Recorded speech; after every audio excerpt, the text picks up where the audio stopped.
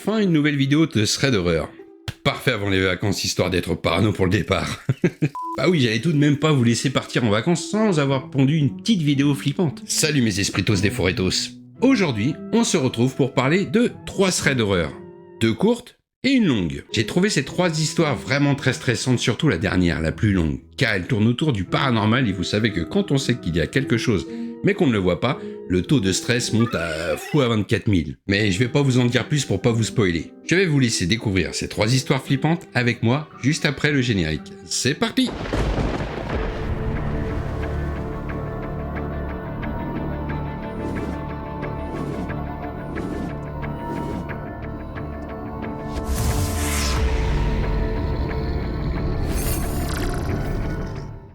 Laissez-moi vous raconter l'histoire d'Anna. Enfin, ce n'est pas tout à fait son histoire, mais plutôt celle que sa mère a vécue alors qu'Anna avait 7 ans. À l'époque, Elisabeth, la mère d'Anna, n'a pas parlé de cette histoire à sa fille, afin de ne pas l'effrayer. Nous sommes en 2010, et Elisabeth et Anna viennent d'emménager dans un quartier calme. Leur maison n'est pas super grande et le jardin n'est pas clôturé. Il est juste délimité par une petite bande de fleurs et de gravier. En gros, il est hyper facile d'accès. Un soir, alors qu'Elisabeth est couchée, elle entend que quelqu'un essaye d'ouvrir les volets. Les bruits s'arrêtent, puis recommencent. À la porte du garage, quelqu'un essaie de rentrer dans la maison. Vous sentez les frissons venir là? Déjà quand j'ai le radiateur qui craque, je mets une lumière, mais alors là, des bruits à la fenêtre... Elisabeth est paralysée par la peur et elle espère qu'Anna, qui dort dans la chambre d'à côté, ne va pas se réveiller. Pas parce qu'elle ne veut pas qu'Anna soit morte de trouille, non. C'est juste pour pas avertir la personne à l'extérieur. Imagine toi ton gosse qui se met à pleurer, ta gueule bordel, on va se faire opérer. Bon, les bruits finissent par s'arrêter, la personne est partie et Anna s'endort comme une merde. Je comprends pas. Ça fait plusieurs threads où je vois que des choses flippantes se passent chez vous et vous vous endormez tranquille. Dites-moi comment vous faites. Dites-moi votre secret. Bref, les jours passent et les tentatives d'effraction se font de plus en plus fréquentes. À chaque fois, c'est le même scénar. L'intrus essaie de forcer tous les accès de la maison, n'y arrive pas et repart comme il est venu. Elisabeth commence à l'observer discrètement. C'est un homme, la cinquantaine, chauve et bien portant. Comme elle a son signalement, elle appelle la police pour leur signaler les agissements de ce petit malandrin.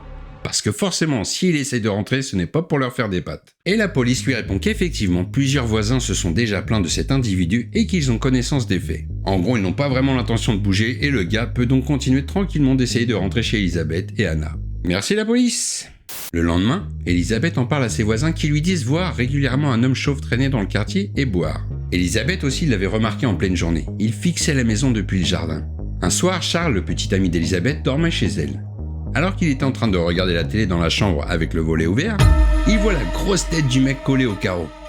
En voyant ça, Charles, fort courageux et grand gaillard qu'il est, saute sur le gars et lui éclate sa petite tronche. Pas du tout! Il se cache comme un clébard par un temps d'orage. Jack, it's okay. Bon, rigolez pas, on sait pas quelle réaction on aurait fait face à une telle situation. Surtout devant un film d'horreur. Depuis, ils ne sont plus ensemble. Et ça, c'est une autre histoire. Bref, l'individu repart comme d'habitude sans avoir pu rentrer dans la maison, sauf que cette fois-ci, il avait pu se rincer l'œil. Enfin, vite fait. Elisabeth est à bout de nerfs. Elle est fatiguée, cette situation l'empêche de dormir. Puisque la police ne bouge pas, elle va agir. Elle se dit que le mec doit être un voyeur qui profite de son statut de mère célibataire, et elle doit donc penser qu'elle est vulnérable et qu'il ne craint rien en essayant de pénétrer chez elle. Un soir, l'homme chauve essaie à nouveau de forcer les volets. D'un bond, Elisabeth sort de son lit et se dirige pieds nus et en pyjama vers la cuisine pour y prendre une casserole. Oui, une casserole. Elle sort donc en furie dans la rue et se met à pourchasser l'individu toujours pieds nus et en pige en lui criant dessus. Elle lui court après un moment puis finit par retourner chez elle, essoufflée mais heureuse d'avoir mis une bonne trouille à ce malandrin. Cette nuit-là, elle dormit sur ses 2 oreilles et plus jamais elle ne revit cet homme. En même temps, quand t'as une maman qui sort en pyjamax avec une casserole pour te courir après, ça te rappelle de mauvais souvenirs. Hein. Plus jamais tu reviens. En tout cas, bravo à toi Elisabeth et Anna, si un jour t'as un souci avec quelqu'un, n'oublie pas que ta maman a toujours une casserole pour leur tronche. Bref, il est temps de passer à la deuxième histoire. C'est une histoire qui nous a été racontée par Hélène. Pour se faire un peu d'argent, Hélène fait du babysitting. À 16 ans, ça lui permet de payer ses études et se faire plaisir aussi. Jusqu'à là, tout va bien, elle enchaîne les gardes d'enfants sans souci.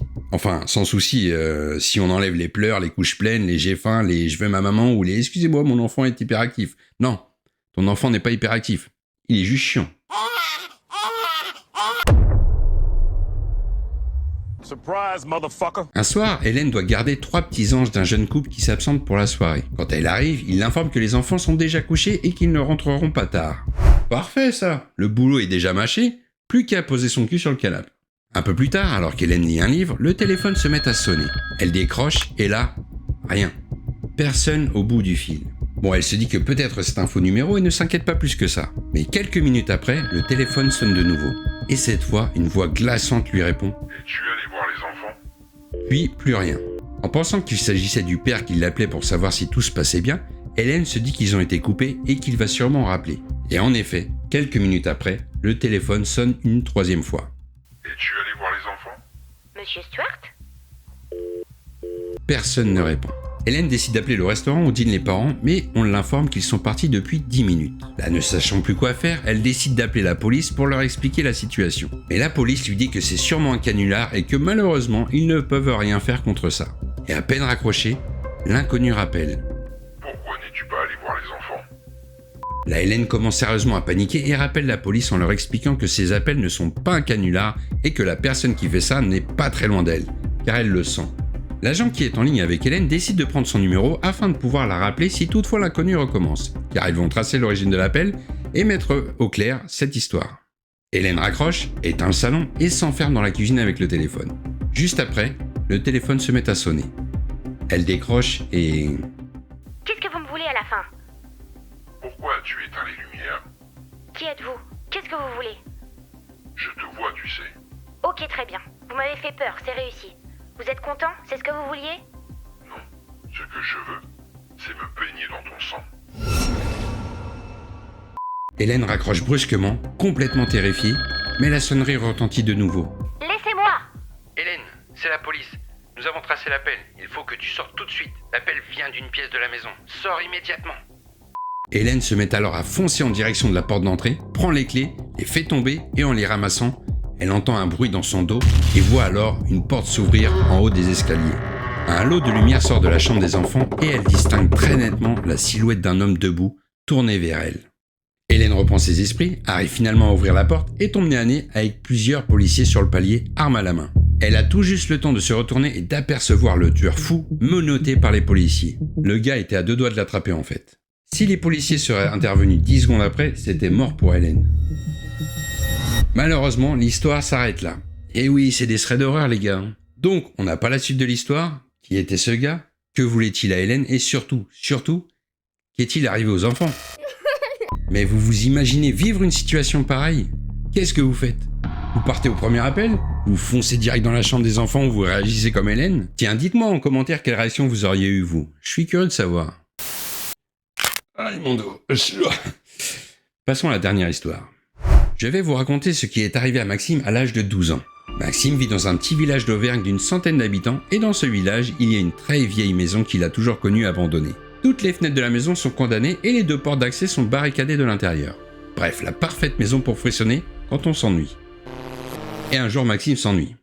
Enfin, c'est surtout que ça fait un bon moment qu'il a envie de visiter cette maison intrigante et savoir ce qu'il y a dedans. Moi, je le comprends car j'ai vécu la même chose étant petit. Il y avait une vieille maison abandonnée dans mon village et avec mes potes, on se donnait rendez-vous pour la visiter, passer des soirées dedans et même faire des séances de spiritisme. Ne faites jamais ça. Et en plus, quand j'y repense, on allait dans le grenier, le sol était complètement défoncé, on pouvait le traverser à n'importe quel moment. C'était super dangereux. Mais bon, vous voyez que mon attirance pour les trucs chelous ne date pas d'hier. Bref, revenons à notre histoire. Maxime décide de passer à l'action et invite son pote Léo à forcer une des portes de la maison. Ils entrent tous les deux et tombent dans la première pièce de la maison remplie de poussière et de terre. Visiblement, le doute de Maxime se confirme. Ça fait bien longtemps qu'elle est abandonnée. Il décide d'avancer malgré la petite adrénaline qui commence à monter. Pour les explorateurs comme moi, vous savez de quoi je parle. Mais très vite, un très mauvais pressentiment s'empare des 2 garçons qui commencent à les faire douter de leur merveilleuse idée de jouer les aventuriers dans une maison abandonnée. Une fois la première pièce passée, ils arrivent devant un escalier en très mauvais état. Et malgré les frissons qui traversent leur corps, ils décident de monter à l'étage et donc prennent l'escalier à 2 doigts de se péter la tronche. Ah, ça me rappelle des souvenirs. Arrivés à l'étage, ils découvrent 2 nouvelles pièces. Dans la première, ils tombent sur ce qui peut être une chambre ou du moins quelque chose qui y ressemble.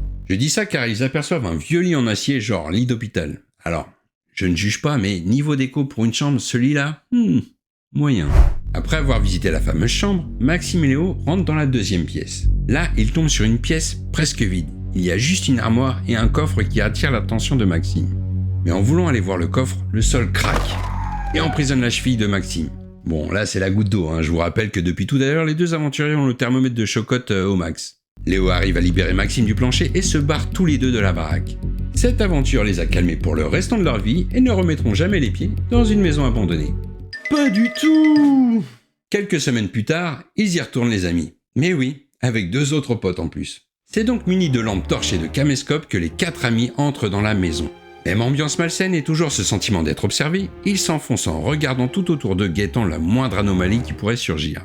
Et ils vont pas être déçus, car leurs lampes commencent à clignoter et des parasites apparaissent sur l'image du caméscope jusqu'à ce que tout s'éteigne. Bon bah là, pépette, les 4 se barrent à l'extérieur. Ça reste des enfants en même temps, hein. Je sais que les plus grands seraient restés. Arrivé dehors, tout revient. Les lampes, les caméscopes, tout revient à la normale sauf la mémoire des caméscopes qui a été effacée. Les 4 amis reprennent leurs esprits et décident d'y retourner. Ils revisitent le rez-de-chaussée et tout se passe bien. Enfin, sans compter la flippance, les toiles d'araignée, poussière, tout ça quoi. Par contre, lorsqu'ils décident tous les 4 de monter à l'étage et revisiter la première chambre, Maxime et Léo restent bloqués, complètement pétrifiés. Le lit en acier avait changé de place.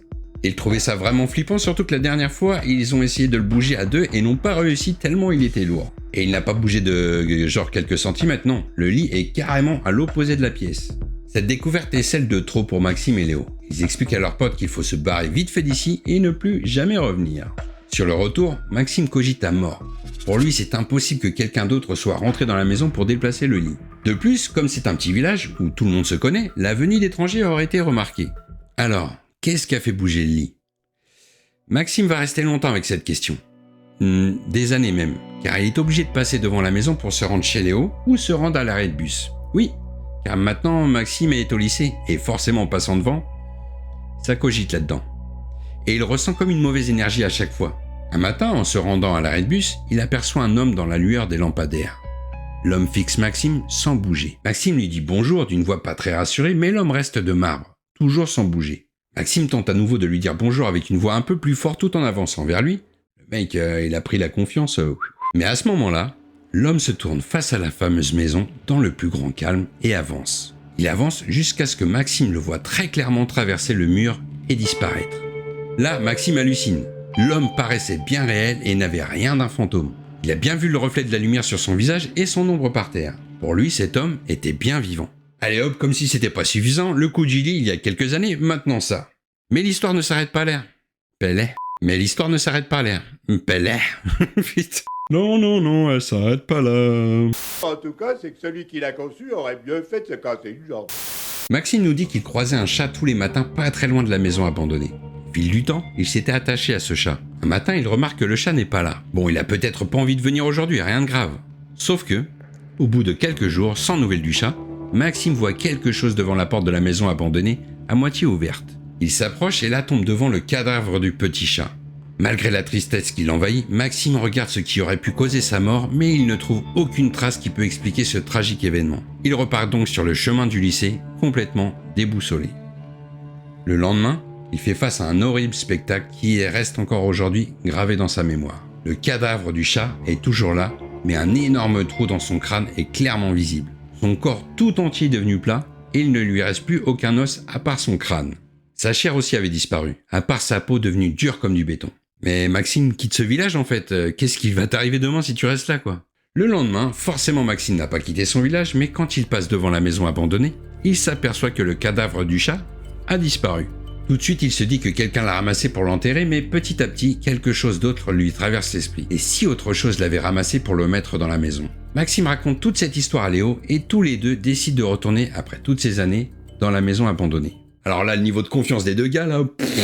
Mais ça va vite tourner court. En rentrant dans la maison, après quelques pas, Maxime marche sur une planche du plancher qui fait un effet de levier et fait surgir de la terre le cadavre du chat. Vous vous en doutez, après ça, les deux amis prennent la fuite et cette fois-ci ne reviendront plus jamais dans cette maison abandonnée, voire hantée.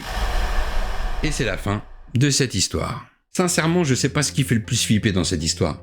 La sensation que quelqu'un puisse vivre dans cette maison sans que personne le sache, après toutes ces années, ou que le fantôme de quelqu'un hante toujours les lieux. Et puis, pourquoi avoir fait toutes ces choses bizarres à ce pauvre chat? Vraiment, je suis bien content que la maison abandonnée que j'ai visitée avec mes potes nous a jamais fait des trucs chelous. Enfin, je crois. Les amis, c'est la fin de ce thread d'horreur, j'espère qu'il vous aura plu. Moi en tout cas, j'ai kiffé vous raconter ces 3 histoires. D'ailleurs, si vous en voulez d'autres, n'hésitez pas à soutenir la chaîne en bombardant la vidéo de pouces bleus, en la partageant à vos amis et à vous abonner pour rien manquer à la rentrée. Car oui, comme vous le savez, nous sommes en pleine période estivale et la prochaine vidéo ne sera pas avant la rentrée. Je suis pas une machine les gars, hein. J'ai moi aussi un cœur et tout comme vous, j'ai besoin de souffler. Mais je dis ça alors que j'ai déjà des projets plein la tête pour la rentrée et à l'heure où je vous parle, je suis sûr que je suis déjà en train de tourner la prochaine vidéo. Mais faites-moi confiance, il y a du très très lourd qui arrive. En attendant, je vous souhaite de bonnes vacances et nous on se retrouve très très vite pour une prochaine vidéo. Allez, ciao!